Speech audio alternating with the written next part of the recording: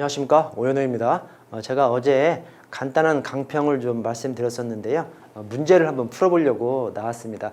문제를 풀어보기 전에 한 가지 좀 말씀드리고 이제 넘어가야 될 것이, 제가 어제 이제 간단한 강평을 드리면서 합격권, 우리 이제 경찰학만 두고 봤을 때 합격권에 이르신 분들이 한 4문제 이내일 것이다, 제가 좀 말씀드렸는데요. 근데 이제 그 사이에 어제부터 이제 오늘에 이르기까지 저한테 연락을 주신 수험생 분들께서 계세요. 근데 그분들 성적을 좀 제가 이제 종합적으로 좀 생각을 해보면 조금 더 틀리신 것 같아요. 그러니까 이게 그냥 끝난 다음에 시험지를 보는 것하고 시험장에서 시험지를 보는 것하고는 다르죠. 그래서 제 생각에는 아마도 이번에 이제 시험지가 좀 길었거든요. 작년에는 5페이지 남짓이었는데 올해는 7페이지였고요. 또 함께 치른 다른 과목, 그 시간에 함께 본 다른 과목들이 좀 어려웠었나 봐요. 그래서 저희가 예상하는 것보다 조금 더 틀리신 것 같아요. 저한테 연락 주신 분들 중에서 최고 잘 본 분이, 이게 좀 잘 본 분들만 좀 연락을 하게 되지 않습니까? 우리 이제 사람 심리상. 그래서 최고 잘 본 분이 3개 틀렸고요. 나머지는 다 4개, 5개, 4개, 5개, 6개 이렇게 틀리셨어요. 그래서 제가 어제 한 4개 이내가 합격권, 경찰학만 두고 봤을 때 그렇게 말씀드렸는데, 한 5개, 6개 틀리셨어도 굉장히 좀 잘 보셨다, 이렇게 생각하시면 좀 좋을 것 같습니다. 그러면 한 문제씩 좀 풀어볼게요. 제가 이거 이렇게 화면이 큰지 몰랐어요. 그래서 글자가 좀 너무 큰데 조금 양해해 주시면 감사하겠습니다. 자, 경찰 개념의 형성 및 변천과 관련한 외국 판례에 대한 설명으로 가장 적절하지 않은 것은 4번이 틀렸는데요. 국가배상 인정된 최초의 판결이 에스코베도 판결이 아니라 블랑코 판결이죠. 블랑코 판결입니다. 프랑스 판례고요. 이 블랑코가 딱 이름에서부터 벌써 랑랑해서 프랑스 느낌이 나지 않습니까? 이 에스코베도 판결, 또 맵 판결, 미란다 판결 전부 다 형사 관련된 형사 관련된 뭐 유수증 배제하는 거, 또 미란다 판결은 고지하지 않고 받은 피신조서도 인정하지 않는, 고지하지 않고 받은 것들도 증거물로 사용하지 않는, 그렇게 맵 판결, 에스코베도 판결, 미란다 판결 전부 다 미국의 판례고 형사 판례입니다. 근데 블랑코 판결, 국가배상 최초 인정 판례고요. 프랑스 판례예요, 블랑코 판결은. 그래서 우리 이제 법학자분들께서 우리 이제 이 법은 우리나라가 좀 그렇습니다. 법은 대륙법계로 그렇게 가서 좀 배워 오시고, 그래서 독일이라든가 주로 이제 독일이죠. 주로 독일, 프랑스 이쪽에서 법을 많이 배우시고, 행정학은 미국에 가서 좀 많이 배우십니다. 근데 법학 전공하시는 분들께서 이 국가배상을 전공하려고 하시는 분들은 프랑스로 가서 많이 공부를 해오십니다. 왜냐, 프랑스가 국가배상 최초 인정된 판례를 가지고 있고, 또 이 판례를 계기로 해서 국가배상제도가 최고로 발달한 나라가 프랑스입니다. 그래서 하여튼 프랑스 판례다. 자, 2번 경찰의 분류에 대한 설명으로 가장 적절하지 않은 것은, 이게 이제 3번이 이제 완전히 틀려버렸죠. 우리 흔히 아는 행정경찰하고 사법경찰을 완전히 바꿔놨죠. 그래서 행정경찰이 과거가 아니라 사법경찰이 과거고, 행정경찰은 장래 향해서 지금 현재와 장래 향해서 그렇게 하는 작용이 행정경찰입니다. 그래서 바꿔놔서 이제 완전히 틀렸습니다. 근데 3번만 틀린 것이 아니라 4번도 틀렸어요. 왜냐면 4번이 질서경찰과, 이게 보통경찰이 아니라 봉사경찰이죠. 근데 아마 이제 조금 오타가 조금 난 것 같아요. 그런데 이제 3번이 워낙에 확실하게 틀렸기 때문에 뭐 질문을 하시는 분들은 없으시더라고요. 그래서 자, 3번을 보면 경찰의 임무와 관할에 대한 설명으로 적절하지 않은 것은 모두 몇 개인가? 자, 나번이 틀렸는데, 인간의 존엄, 자유, 명예, 생명 등과 같은 개인적 보호뿐만 아니라 사유재산적 가치에 대한 위험 방지도 경찰의 임무에 해당하죠. 그런데 무형의 권리에 대한 위험 방지는 경찰의 임무에 해당하느냐, 해당하지 않느냐? 해당하죠. 그래서 우리 경찰서 이제 근무하시면 저작권법 위반이라든가 또는 상표법 위반, 그 사건 엄청 들어옵니다. 다 그것이 이 무형적 권리에 대한 것들이지 않습니까? 그래서 무형적 권리도 이 경찰의 위험을 방지해야 되는 그런 임무에 해당합니다. 자, 경찰 공무원이 국회 안에서 현행 범인을 체포한 후에는 국회의장의 지시를 받을 필요가 없는 것이 아니라 받아야죠. 그래서 이제 틀렸고요. 다만 회의장 안에 있는 국회의원에 대해서는 이 국회의원은 면책특권이 있거든요. 그래서 국회의장의 명령 없이 체포할 수 없도록 해놨습니다. 이것은 뒷부분은 맞습니다. 그래서 국회의원의 면책 특권하고 조화를 이루기 위해서 국회법에 이렇게 뒤에 이런 규정이 있어요. 그러나 국회 안에서 현행범인을 체포하면 현행범인은 누구나 체포할 수 있어. 그래서 우리 경찰도 그냥 체포할 수 있는 거예요. 그러나 체포하고 나면 국회의장의 지시를 받으라는 겁니다.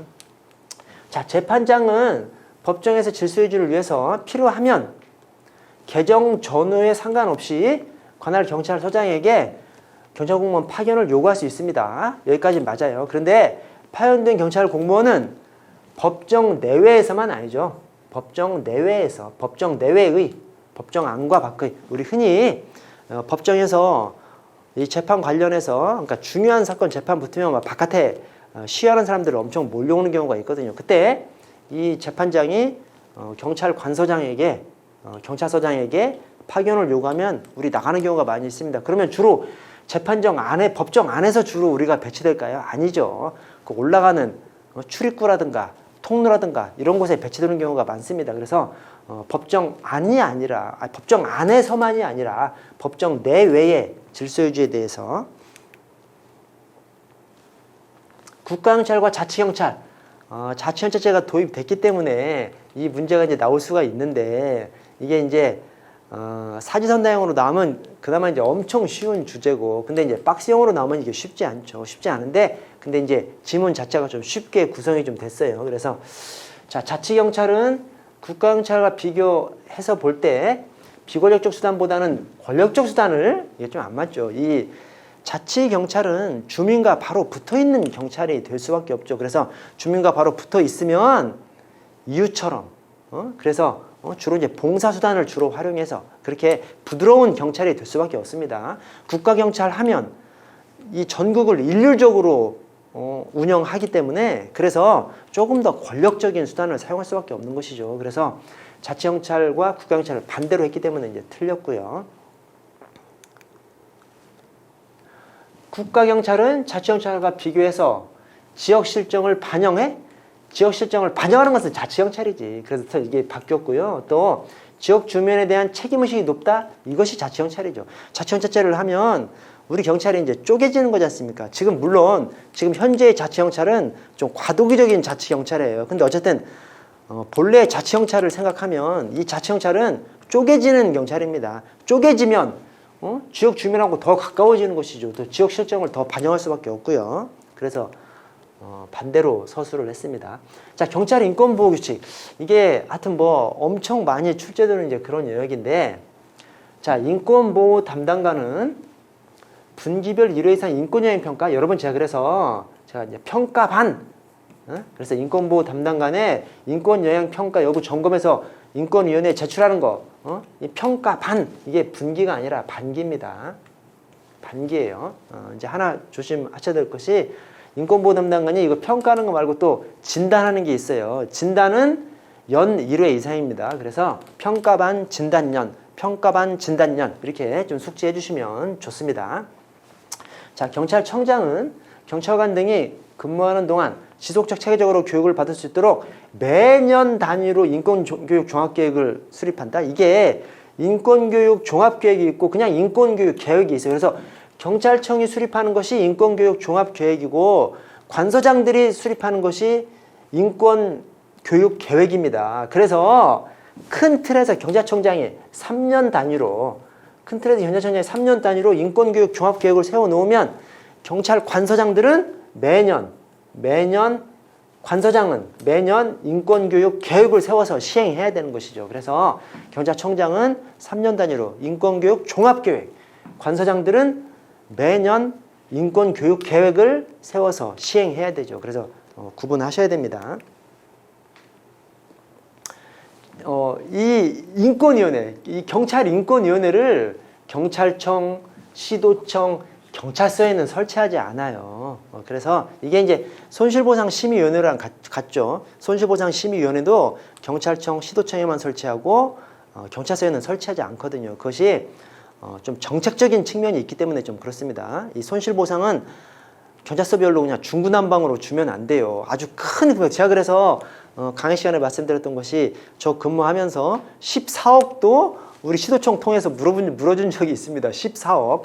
그만큼 이 손실보상은 아주 큰 금액도 될 수 있기 때문에 이 경찰서별로 중구난방으로 결정하면 안 되기 때문에 그래서 정책적인 고려가 필요하기 때문에 경찰청, 시도청, 이 인권계획도 인권위원회도 좀 정책적인 측면이 있는 것이기 때문에 경찰청, 시도청에만 두고 경찰서에는 두지 않습니다. 그러니까 경찰서에서는 그러니까 우리가 인권을 침해할 어떤 경찰 안에서 그런 것들이 발생한다. 그러면 경찰청이나 시도청보다는 경찰서에서 많이 일어나겠죠. 그래서 그 경찰서는 어떻게 생각하면 좀 감시의 대상으로 이렇게 삼는 겁니다. 그래서 경찰청, 시도청에 두고 경찰서는 시도청, 경찰청에 인권위에서 결정한 것들을 이렇게 따르는 그런 체계를 좀 갖춰 놨습니다. 자, 라의 조사 담당자는 사건을 조사하는 과정에서 동일한 사건에 대해서 경찰, 검찰 등 수사가 시작된 경우에는 사건 조사를 즉시 중단하고 종결하거나 해당 기관은 이첩할 수 없다? 여러분, 딱 이게 벌써 이상하죠? 이첩할 수 있죠. 그래서 이게 이첩해야 한다가 아니라 이첩할 수 있답니다. 그래서 이첩할 수도 있고 그냥 계속 인권조사 계속 할 수도 있고 그래요. 그래서 이첩할 수 있답니다. 근데 이게 아마 시험장에서는 없다가 이게 안 보여버리죠. 이 없다가 지금 굉장히 언밸런스하게 없다가 돼 있거든요. 그래서 정확히 읽기만 하면 틀렸다는 것을 알 수 있는데 이게 참 눈에 좀 안 들어오는 경우가 있습니다. 그러나 다만 다행스럽게도 이게 개수를 물어보는 것이 아니라 공가위를 해놔서 이걸 혹시라도 이게 눈에 안 들어와서 0으로 해도 그렇게 그러니까 가위가위 0이 없어요. 저기 3번에 있네. 3번에 있네. 3번에 있네. 아, 만약에 이것을 시험장에서 안 보였으면 이 없다는 것만 눈에 딱 들어왔으면 이제 푸셨을 텐데 없다가 눈에 안 들어오셨으면 좀 틀리셨을 수도 있을 것 같아요. 설마 여기를 없다로 꼬아놨을까? 딱 빨리 읽다 보면 확 넘어가기 때문에 그래서 아마 제가 어제 생각한 것보다 조금 더 틀리신 분들이 있는 것이 이런 문제들 때문에 그런 거 아닌가 조금 이제 생각이 좀 되고요. 자, 청탁금지법을 보시면 청탁금지법상 금품 등 수수 금지가 있으니까 청탁금지법이 큰 틀에서 부정청탁을 하지 말라는 것이고 두 번째 금품 등 수수를 하지 말라는 법이 이제 청탁금지법입니다. 근데 청탁금지법에서 금지되는 금품 등 수수에 해당하지 않는 것들이 있어요. 그것이 사적 거래로 인한 거. 그러니까 돈을 빌려줬어. 돈 받지 말라.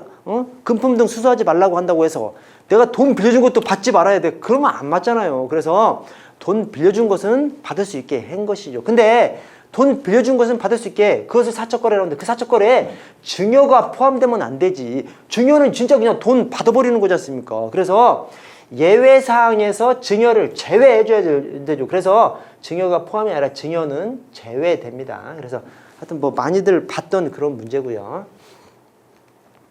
경찰의 일탈과 부패. 자, 델라트르는 누구죠?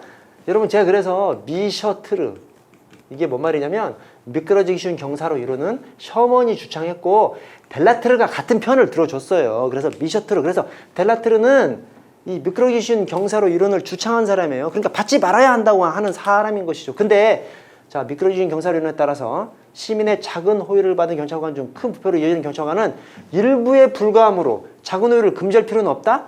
미끄러지기 쉬운 경사로 이론에서는 이 작은 호의를 부패로 미끄러지기 쉬운 경로에 있는 것이기 때문에 받지 말아야 한다고 얘기하지 않습니까? 그래서 그것이 셔먼의 이론이고 셔먼의 편 들어준 사람이 델라트르이기 때문에 이렇게 얘기하는 사람은 델라트르가 아니라 펠드버그지. 그래서 이 펠드버그가 셔먼을 그냥 패버리고 싶은 즉 셔먼의 반대편에 선 사람이 저 펠드버그입니다. 그래서 틀렸고요.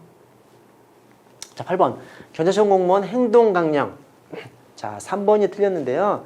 자, 공무원의 이게 3번이 뭐냐면 사적 이해관계 신고 조항이에요. 사적 이해관계 신고 조항인데 사적 이해관계에 있는 사람을 어떤 사람으로 봐? 금전 관련해서는 200만 원이 아니라 300만 원 이상 금전 거래가 있는 경우. 그래서 우리 청탁금지법에서 어떤 금품 관련해서 큰 기준이 100만 원, 300만 원이지 않습니까? 그래서 동일인으로부터 1회 100만 원 초과, 그 다음에 1회계연도 300만 원 초과. 이것은 그냥 묻지도 말고 따지지 말고 받지 말라는 거잖아요. 이것을 받으면 3년 이하 3천만 원 이하입니다. 그래서 그 기준을 100만 원, 300만 원. 또 여기도 사적 이해관계 신고에서도 300만 원으로 잡아놨습니다.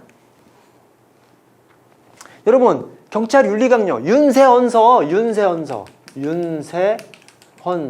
그래서 윤리헌장, 세영차 신조, 그다음에 헌장, 경찰헌장, 그다음에 서비스헌장 이거죠. 윤세헌서. 그냥 그걸로 끝나버립니다. 이런 문제를 빨리 딱 풀어야 나머지 문제에서 시간을 아껴서 생소한 문제도 시간을 좀 들여서 어떻게든 허점을 찾아낼 수가 있죠. 그래서 제가 이제 수업 시간에 좀 암기 같은 걸 좀 중요시하게 좀 말씀드리는데, 그것이 여러분 어떤 엄청나게 막히는 부분이 있지 않습니까? 그러면 한 10분만 투자해서 거기서 어떻게든 문구를 따서 암기를 해버리지 않습니까? 그냥 통해버립니다. 암기라는 것이 대단한 거예요, 여러분. 그래서 저는 기본적으로 우리가 수험을 준비한다고 하면 그것은 곧 이제부터 암기 시작하겠다라고 하는 의사랑 똑같다고 저는 이제 생각합니다. 왜냐? 암기는 수험의 기본이에요. 그래서 이렇게 암기해 놓으면 그냥 뭐 흔들릴 것도 없이 맞추는 것이 중요한 것이 아니라 빨리 풀고 넘어서 시간을 아낄 수가 있는 것이죠. 자, 영국 경찰인데 이 로버트 필 아주 그냥 단골입니다. 단골. 자, 경찰의 효율성은 항상 범죄나 무질서를 진압하는, 이렇게 그냥 통상적으로 얘기하는 거네요. 이것이 아니라 그 옛날에 저 로버트 필 경이 오늘날 지역사회 경찰 활동에서 얘기하는 그런 얘기를 했어요. 뭐냐면 경찰의 효율성은 범죄의 제압에 있는 것이 아니라 범죄를 감소시키거나 예방하는 거, 범죄를 감소시키거나 범죄의 부재, 그것이 예방이죠. 그래서 범죄를 감소시키거나 범죄의 부재. 그러니까 오늘날 지역사회 경찰 활동에서 얘기하는 검거보다 예방이 중요하다는 거죠. 예방하면 검거할 일도 없으니까. 그래서 아주 그냥 선구자적으로 얘기하신 분이 이 로버트 필입니다. 그래서 4번이 틀렸고요. 자, 일제강점기와 미군정. 자, 미군정 하에서는 조직법적, 자유법적 정비가 이루어지고 경찰 제도 개혁이 이루어져서 경찰의 활동력이 확대됐다? 축소됐죠. 그래서 여러 가지 다른 기관들도 생기고 하면서 축소됐습니다. 이것이 2차 세계대전 이후에 다 그렇죠. 2차 세계대전 이후에 고중경법이, 모교내소보, 즉 2차 세계대전 이후에 비경찰화 현상이 전 세계적으로 다 진행됩니다. 그래서 우리나라도 마찬가지고요. 그래서 2차 세계대전 이후에 일본이 패망하면서 미군정 들어섰지 않습니까? 그래서 이때 경찰의 활동력이 줄어듭니다. 줄어들어요. 다른 기관들이 막 설립되고 하면서 줄어듭니다. 기본적인 좀 문제고요. 자, 한국 경찰사. 자, 이번에 특징이 그러니까 원래 이제 이 시험 출제 기준으로 보면 경찰사 하나, 비교 경찰사, 외국 경찰사 하나 이렇게 출제가 돼야 되는데 각 2문제씩 출제됐어요. 그래서 하여튼 우리 경관부 시험의 특징이 전에 이 외국 경찰사 출제 안 될 때도 이 한국 경찰사가 좀 굉장히 좀 많이 출제되는 것이 우리 경관부 시험의 또 특징이기도 합니다. 근데 이번에도 2문제에서 4문제나 좀 출제가 됐어요. 다만 좀 어려운 문제는 좀 출제되지 않았습니다. 그나마 좀 다행이에요. 자, 한국 경찰사. 자, 경찰청에 관한 기본법에서 경직법 48년도가 아니라 53년도죠. 그래서 여러분 53 경직 우리가 그렇게 좀 외웠었지 않습니까? 그래서 53이 뭐야? 오징어 삼겹살, 53 불고기, 오징어 삼겹살 불고기를 53 불고기라고 하죠. 53 불고기를 불판에다가 딱 넣으면 어떻게 되죠? 뜨거우니까 확 경직되죠. 그래서 53 경직 그렇게 좀 연상시키라고 제가 좀 말씀드렸었습니다. 그래서 1948년이 아니라 53년도에 경직법 제정됐어요.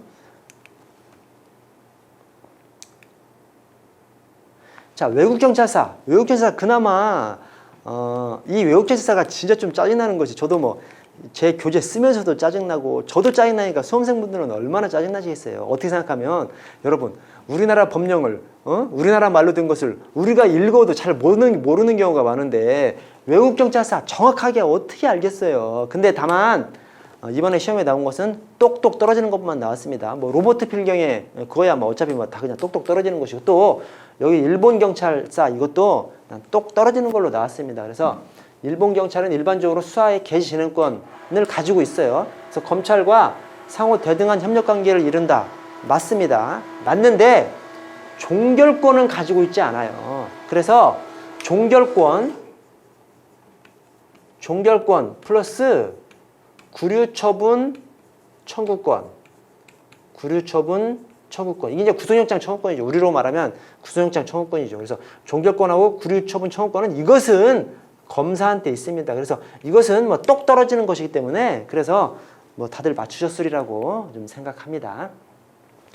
야, 이 문제 이 유사한 문제가 작년 경관에 나왔는데 또 나왔어요. 그래서 모든 문제집에 다 있는 문제이기 때문에 뭐 이것도 역시 뭐 틀리진 않으셨으리라고 생각합니다. 그래서 이 쓰레기통 모형, 이게 이제 정책 결정 모형이거든요. 정책 결정 모형 안에 쓰레기통 모형이라는 것이 우리 그냥 엄밀하게 정책 결정이 이렇게 이런 절차를 통해서 이루어질 거야. 이렇게들 연구를 하는데 실제 정책 결정이 이루어지는 그 안에 깊숙이 들어가 보면 이런 것들이 모여서 이 문해기참이 모여서 그냥 우연적으로 결정되더라라고 하는 것이 이제 쓰레기통 모형입니다.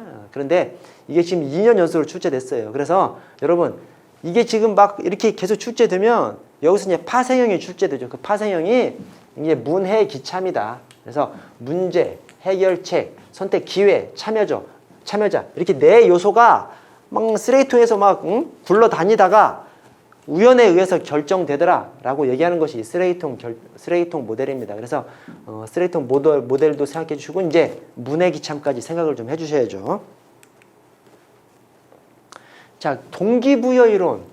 여러분 이게 아마 못 들어본 것들이 있을 거예요. 그러나 우리가 뭘 봤냐면 이게 이제 어디서부터 파생됐냐면 공제 문제집에서부터 파생된 문제인데 이 공제 문제집에 나와 있는 내용이 이게 다 나와 있지 않아요. 근데 다만 나와 있는 것이 여러분 동기부여 이론의 내용 이론은 뭐고 과정 이론은 뭐죠? 내용 이론은 특정 욕구가 동기부여를 일으킨다.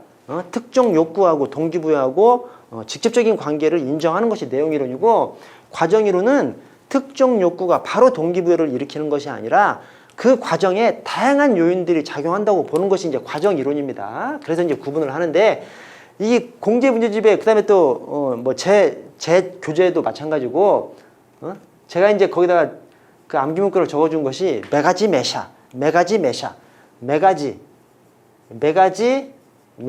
이렇게 제가 좀 암기하라고 말씀드렸습니다. 메가지 메셔가 내용 이론이다. 그래서 이게 한 글자 한 글자씩이 아니라 맥아지 메샤예요. 그래서 메가지 메샤 모가지 메샤 메가지 메샤 이렇게 좀 제가 했습니다. 그래서 맥그리거의 XY 이론, 그래서 아지리스의 성숙 미성숙 이론, 그 다음에 메슬로우의 욕구 단계설 또는 욕구 5단계설, 그 다음에 샤인의 복잡인 모형 이렇게 있습니다. 그래서 메가지 메샤 그 제 교재에 뭐 맥클랜드나 그다음에 내용 이론 안에서 허즈버그는 안 나와 있어요.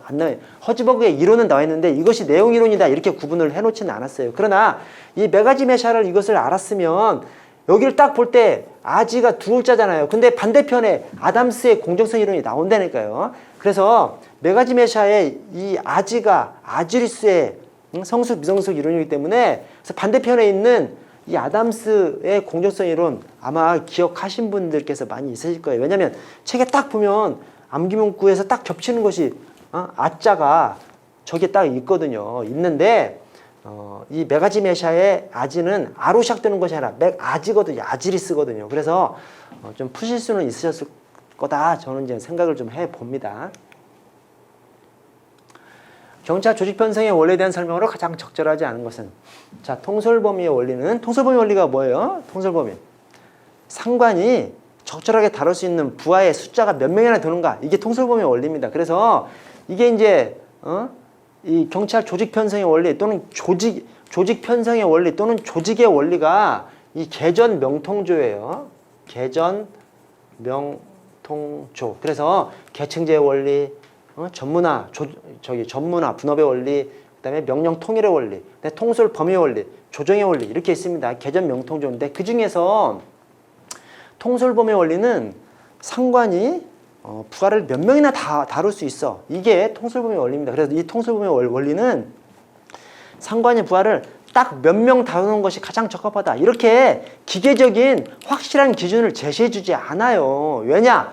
상황에 따라서 조직의 상황, 조직의 구성원들 상황, 조직의 그 자체 상황에 따라서 달라질 수밖에 없기 때문에 그때그때마다 다른 겁니다. 그래서 딱 그냥 일률적인 어떤 기준을 제시해 주지는 않습니다. 그것이 통솔범위의 원리인데, 자, 직무를 책임과 난이도에 따라서 상하로 나눠서 배치하고 상하 계층 간의 명령 복종 관계를 적용하는, 이게 뭐죠? 이게 계층제지. 계층제가 계층을 매겨놓는 거지 않습니까? 그래서 책임, 권한, 난이도에 따라서 계층을 매긴 다음에 명령 복종하게끔 만들어 놓은 것이, 그래서 이 안에서 질서가 생길 수 있도록 만들어 놓은 것이 계층제 원리입니다. 그래서 이게 통솔범위 원리가 아니라 계층제의 원리다.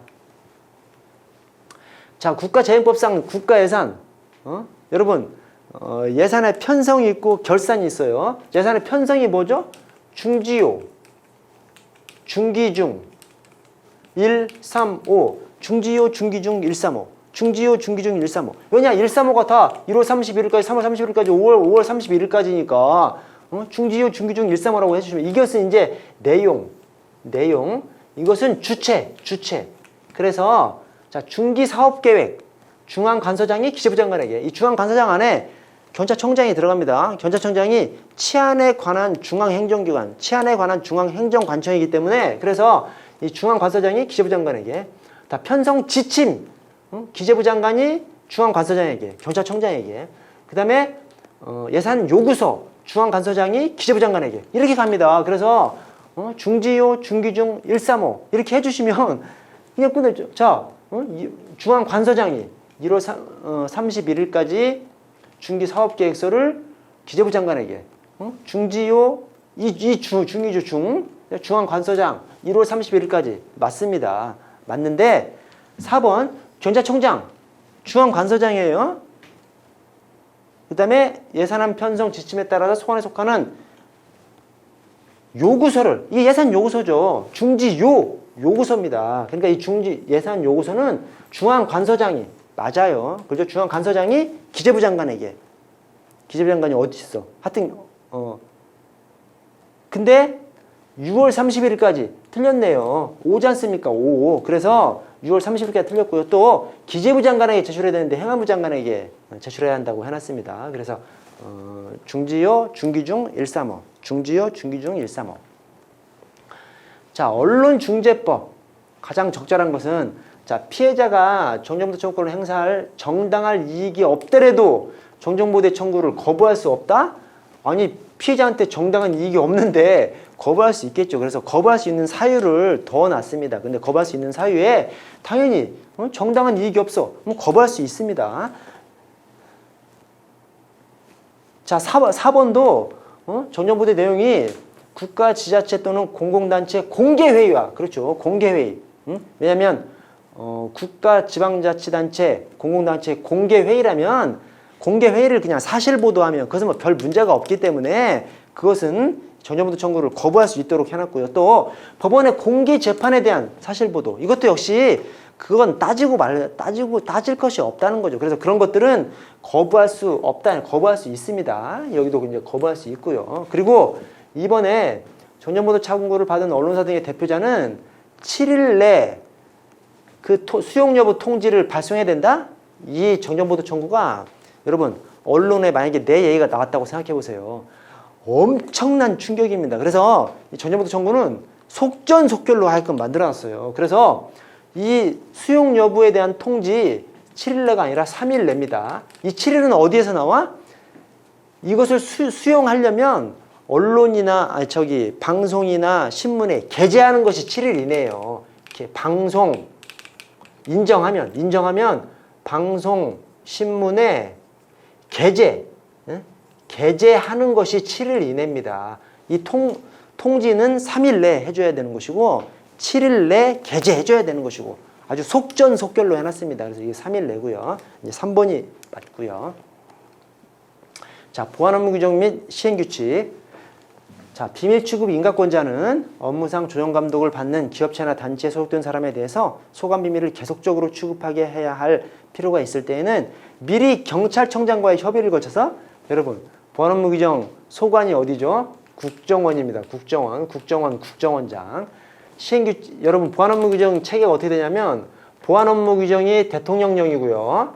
그 다음에 이 보안 업무 규정 시행 규칙이 대통령 훈령이에요.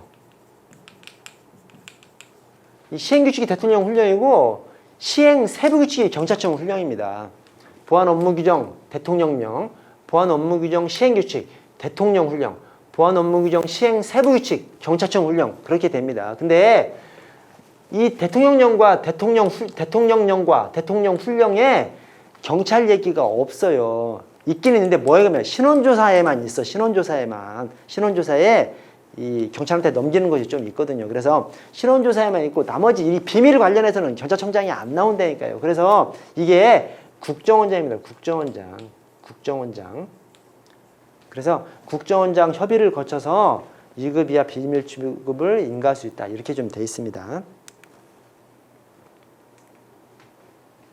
자, 20번 지시법 5개 지표에 대해서 적절한 것은 자, 대통령 관저. 그러니까 이게 지금 1번, 2번은 그 100m 이내 금지 그 사항입니다. 100m 이내 금지. 근데 뭐 다른 어떤 제한 없이 그냥 딱 금지하는 것은 이 사부 요인에 대해서 그냥 딱 금지시키죠. 그래서 대통령 관저, 국회의장 공간, 대법원장 공간, 헌법재판소장 공간까지 사부 요인에 대해서. 근데 전직 대통령은 없습니다. 전직 대통령 최고 중요한 사람들에서는 벗어나지. 전직 대통령이 현직 대통령이지. 그죠? 그래서 틀렸고요. 이제 2번은 맞고 3번을 보시면 이 집회 시위 신고 720시간 전부터죠. 이것도 좀 헷갈리신 분들 있으실 것 같아요. 딱 그냥 이게 72시간, 48시간. 근데 이게 720시간 날짜로 따지면 30일 전이거든요. 근데 이 집회 시위를 시간 단위로 보장해 주기 위해서 시간으로 적시한 겁니다. 그래서 720시간 전부터 48시간 전에 그렇게 해야 됩니다. 집회 시위 신고서를 제출해야 돼요. 그래서 틀렸고요. 4번은 자, 주최와 질서 유지를 두고 부득이 새벽 1시에 집회를 하겠다고 미리 신고한 경우에 집회 성격상 부득이 하면 관할 결정관사장은 질서 유지라는 조건을 붙여서 5개 집회를 허용할 수 있다? 여러분, 5개 집회 시위에 금지 조항이 있어요.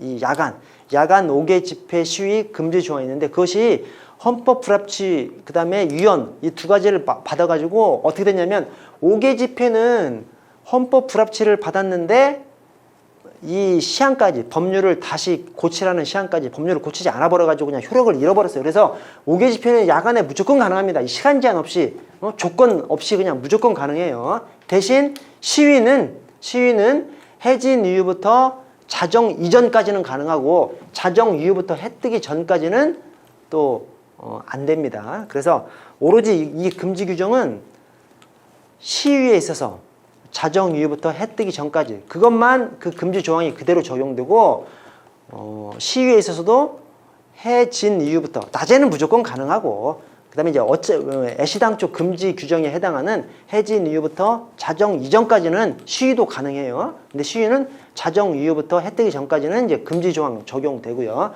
5개 집회는 이런 조건 필요 없이 그냥 가능합니다. 그냥 가능합니다. 그래서 이런 뭐 조건 이런 거 없어요. 그냥 5개 집회는 그냥 가능합니다.